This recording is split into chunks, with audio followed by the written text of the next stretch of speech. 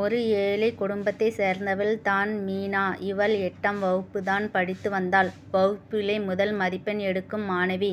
மீனாவுக்கு அம்மா கிடையாது, அப்பா மட்டும்தான். அவரும் கூலி தொழிலாளி. ஒரு நாள் மீனாவின் அப்பா வேலைக்கு செல்லும் பொழுது விபத்து ஏற்பட்டு விட்டது. மீனாவுக்கு என்ன செய்வது என்றே தெரியவில்லை. வீட்டில் இருந்த பொருட்கள் எல்லாம் விற்று தான் அப்பாவின் மருத்துவ செலவை பார்த்து கொண்டாள்.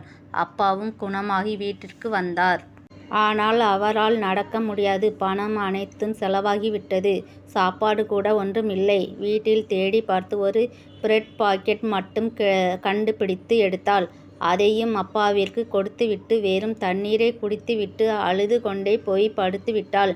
காலையில் எழுந்ததும் என்ன செய்வது என்று தெரியாமல் தவித்து கொண்டிருந்தாள்.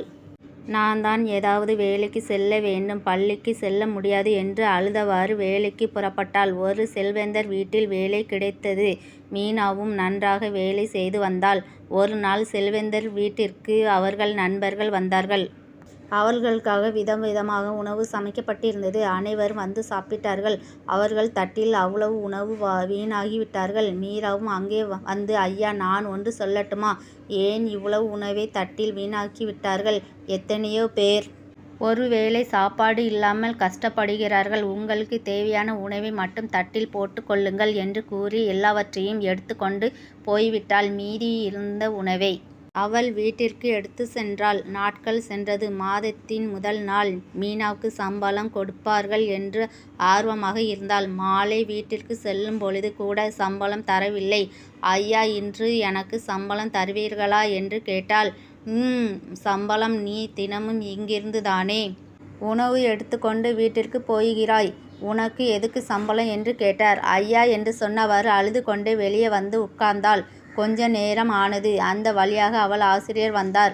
மீனாவை பார்த்து, என்ன ஆச்சு மீனா என்று கேட்டார்கள்.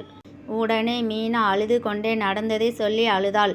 ஆசிரியர், நீ பள்ளிக்கு வா மீனா என்றார். அவள், நான் எப்படி வருவது? ஒரு வேளை உணவு கூட வழியில்லை என்று வீட்டில் என்று அழுது கொண்டே இருந்தாள். மீனா, நான் ஒன்று சொல்லட்டுமா? பெண் பிள்ளைகள் என்றால் தைரியமாக இருக்க வேண்டும் என்று சொல்லி ஆறுதல் படுத்தினார்கள். மீனா, நீ நூலகத்திற்கு வேலைக்கு செல்வாயா? மாலை நேரம் மட்டும்தான். காலையில் பள்ளிக்கு வந்துவிடு. மாலை வேலைக்கு சென்று வீட்டை பார்த்து கொள்ளலாம் என்றார் ஆசிரியர். மீனா எழுந்து நன்றி கூறிவிட்டு சென்றால். நாட்கள் கடந்தது. ஒரு நாள் அந்த செல்வந்தர் நூலக வாசலில் அமர்ந்திருந்தார். மீனா வேலை முடிந்து வீட்டிற்கு வரும்போது, ஐயா, இங்கே எங்கே உட்கார்ந்து இருக்கிறீர்கள் என்று கேட்டாள். அவர் உடனே கண் கலங்கி கொண்டே, என்னுடைய பணம் எல்லாம் பங்கு சந்தையில் இழந்து விட்டேன் மீனா. இப்போ ஒரு வேளை சாப்பாடு கூட வழியில்லை என்று கூறினார் செல்வந்தர். மீனா தன் வீட்டிற்கு அழைத்து சென்று உணவு அளித்தாள். செல்வந்தர் மீனாவிடம் மனதார மன்னிப்பு கேட்டார். ஐயா, நம்மிடம் எவ்வளவு பணம் இருந்தாலும் உணவை வீண் செய்யக்கூடாது என்று சொல்லி மகிழ்ச்சியாக உள்ளே சென்றாள்.